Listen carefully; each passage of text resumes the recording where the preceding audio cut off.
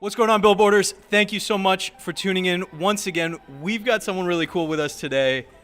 This is a guy who's been producing, DJing for a long time now, about a decade.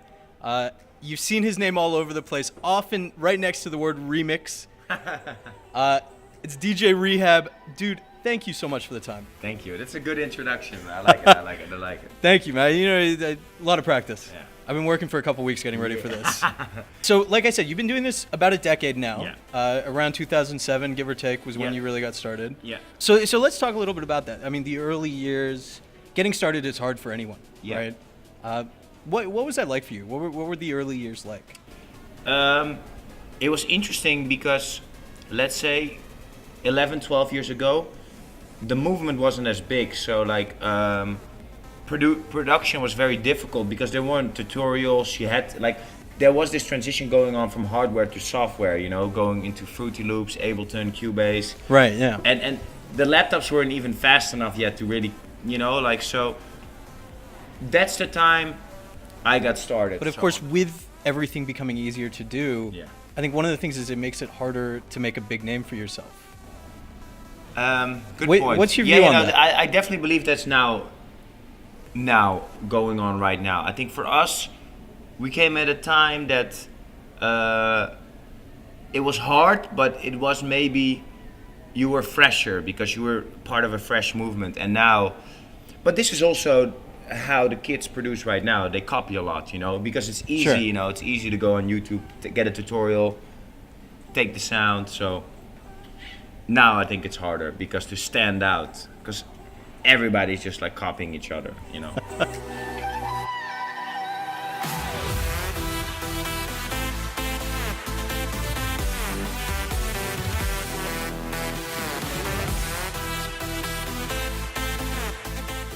I've been coming to China as one of the few DJs for I think 5 or 6 years already, and you know why? Because I really find the Chinese culture interesting. I like the food. I like the people, very enthusiastic. And I was doing like small shows when nobody was coming here, and I was like, you know, I've been to Shanghai now so many times, or Beijing, or all these big cities. I want to do the other cities and check out China, you know, and like go with the train. Like we went with train from Changsha to Guangzhou and see the country, you know, and that's what makes it special now for me. That's why I wanted to do it, and I took the time to do this this week. You know, last year I decided like we're gonna do a Chinese tour. Well, I think that's the thing. You know, we've seen guys come into Shenzhen. We've, of course, Beijing, Shanghai, Hong Kong, Yeah. Macau. But doing the cities you're doing, it's different. But I like it, you know. I like it. I went to Changsha, and fans waiting, excited. That makes me excited, you know. Makes me excited to do Absolutely. a better job in the studio and make new music.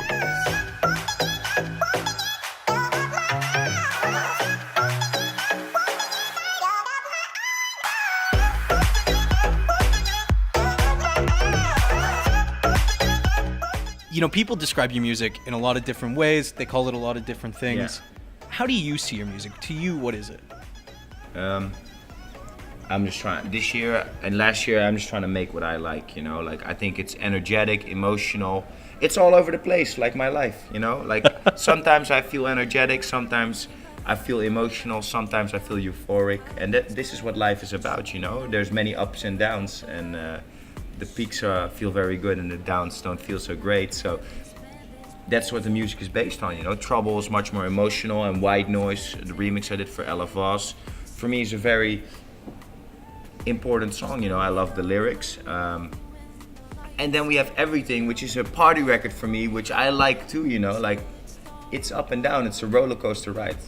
I don't like to do the same thing. It's like exercise. If I'm exercising the same thing the whole time, I can't get as creative as I want to. So I was like, I want to make more music. I want to give the fans more music.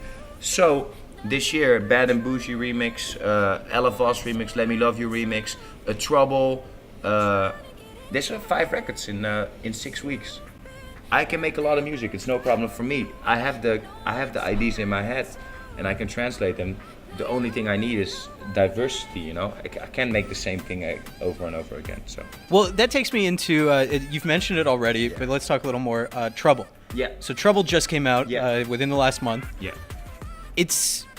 We've been talking about this. It's not necessarily as different as people might expect because, as you said, you've done this sort of stuff for the last few years.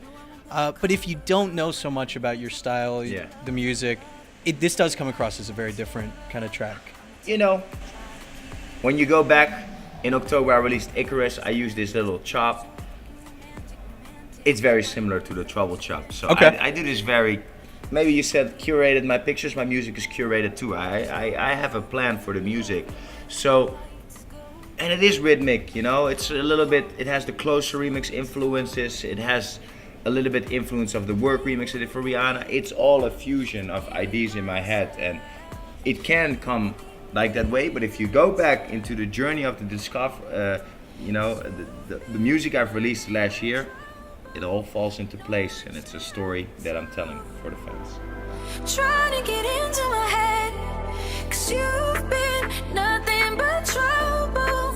I know what you're up to. Play it over and over again. Talking about curation, one of the things you do, as a lot of people do these days, is you have your own radio show. Yeah. We're looking at putting that on. I think we're going to see that on Billboard Radio China in the next month. Yeah. Tell me a little bit about that, because that's curation too. Yeah, and that's a hard curation for me, because at the end of the week, I need to find the records that I like, which is very hard for me, you know. Like, I try to do my best in finding the best records that I can find, but, you know, it is important to me because, you know, I like to see when I go on my Twitter and I see people will be like, oh yes, the new I Need Rehab podcast, I'm gonna hit the gym with this, and this is what I want people to feel, you know. That's for me, that little moment that they have once a week, oh, I can go to the gym, that extra little mile. So that's curation also for me. Talking about what you like, of course, one of the big questions artists always get asked this, who are you listening to? Who influenced you now, and maybe who were you listening to when you decided to start your career? I mean, Calvin Harris has been one of the big influences for me. Incredible, you know. Today I was listening to this playlist of Calvin that I made. I was like, it's like, my God, what a body of work. I love Drake. I like the new Big Sean album. The Migos album is very cool. I love DJ Snake. His album is incredible, you know. Here Comes the Night, an incredible song. That's sort of what I'm feeling right now. You just mentioned, 5 different artists? Yeah. 2 of whom are producers, 3 of which are more hip-hop acts. Yeah. How do you think that plays into the music you make? Do you think that affects it at all? You know, I listened to the Drake and Future album, What a Time to Be Alive, and as a producer, it can come across that it's very, this is not that complicated how it's produced. But when you really go into it, the production is on the next level, very good. You know, like the swing of the hi-hats, the drums, the choice of the samples, the mixing of it. Those are the things that inspire me to be on that level.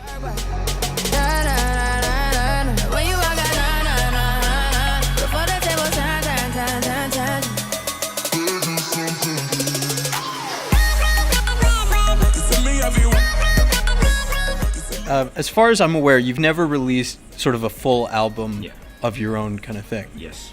You've got, of course, a lot of mixes, a lot of remixes, a lot of original productions. Is that something you're looking at ever doing, or?